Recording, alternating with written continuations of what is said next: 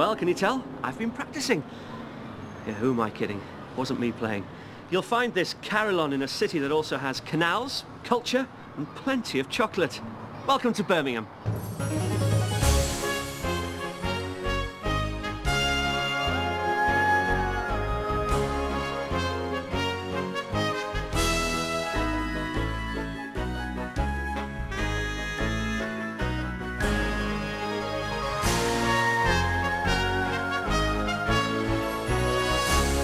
Coming up, a tranquil day out with a difference, one man's belief in the power of teenage chat, plus music from Jonathan Ansell and the Swingle Singers.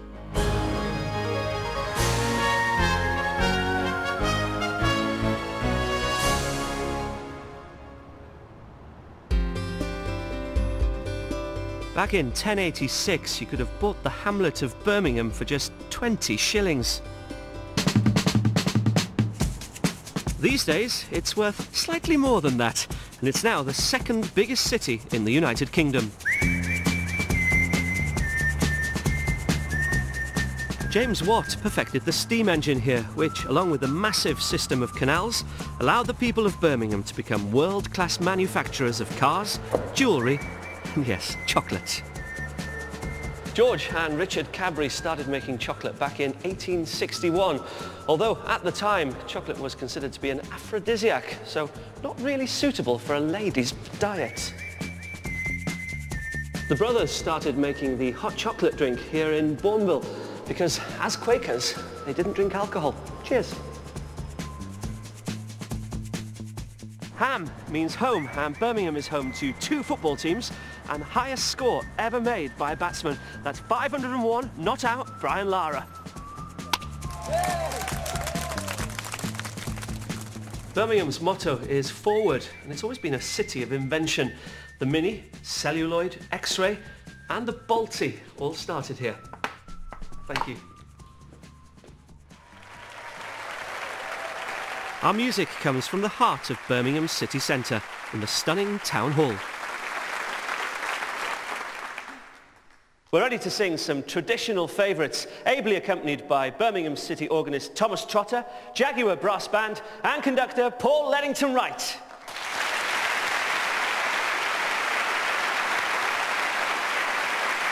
Our first hymn is the ever-popular Foot Stomper, What a Friend We Have in Jesus.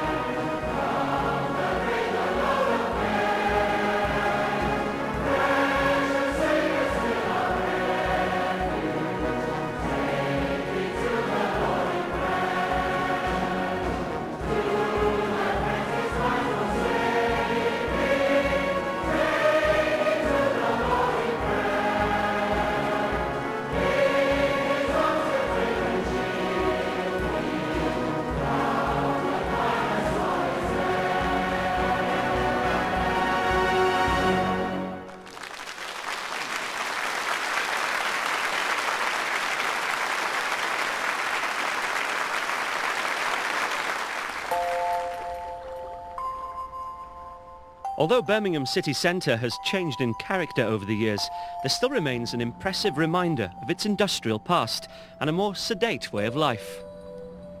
The wharf itself dates back over 200 years. It's a mecca really for boating enthusiasts. I had my first canal holiday 54 years ago, and really my love of the canals grew from there. The history of the canals in Birmingham goes back 250 years. The canal that we're sat on now is Brindley's original canal from Birmingham through to Wolverhampton. When John and Catherine Hackett's children left home, they felt it was time for a change of lifestyle. We knew we wanted to do something in terms of community work. We didn't quite know what or where. We looked at various avenues. We prayed a lot about it. And over a period of time, looking at what our strengths and weaknesses were and what best we could offer as a blessing to others, this is what we came up with. Boating is expensive, so we were looking at providing a narrowboat holiday retreat for people who couldn't afford that, a retreat away from the stresses and strains of daily life. We had to have a purpose-built boat, and to finance the build of the boat we had to sell our house. With the funds secured, the couple's plans took shape and the Golden Cross was launched as a charity hotel boat. We invite people on and we just ask them to make themselves at home. We've taken so many diverse groups out. We've had a young boy's birthday party, refugees, asylum seekers, a lot of people from Birmingham City Mission, and they in fact provide us with their charitable status. We work in partnership with them. They have a day of fun, they have a day away from the daily grind, particularly people who come with lots of issues in their daily life. Once they're on here, they're away from all that. Boating offers a peace that can only be experienced by actually doing it. You have beautiful countryside. It's such a tranquil way of life. We sit together, have food together, have fellowship together. Some of them obviously never been on a narrowboat before. It's friendly atmosphere, just, you know, being close to each other, close together, very calm, you know, the movement of the boat. My mind was tired, and after a few hours in the boat, I'm very relaxed. We wouldn't see ourselves as evangelists. Our aim is to share the love of Jesus. We felt that he's really blessed us and we wanted to share that blessing with other people. Sometimes people have asked us to pray with them or to pray for them. And if people wanted to find out more, we would certainly point them in the right direction or share our belief. But it's never foisted upon people, and it's only when it's asked for. This is where we were meant to be. If you've been given a purpose by God, if you don't fulfill that purpose, then you're never going to have that inner peace. And that's what we have, an inner peace that we are where God wants us to be.